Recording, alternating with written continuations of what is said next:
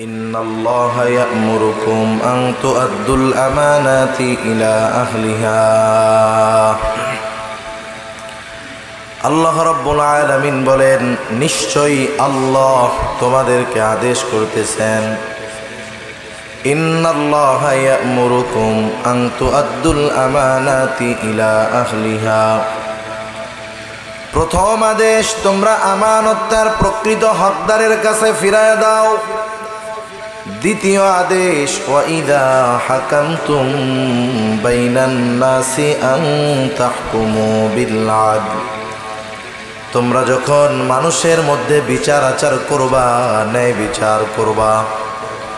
এক নম্বর আদেশ, আমানত তার হকদারের কাছে ফিরাইয়া দাও। দুই নম্বর, যখন তোমরা বিচার আচার করবা, ন্যায় বিচার করবা, ন্যায় বিচারের সাথে আমানতদারিতার একটা সম্পর্ক আছে। কারণ একথা হয়তো আমাদের জানা আছে, আমানত শুধুমাত্র লেনদেনের মধ্যে সীমাবদ্ধ কোনো বিষয় নয়, বরং আমানতদারিতা এটা ব্যাপক একটা জিনিস।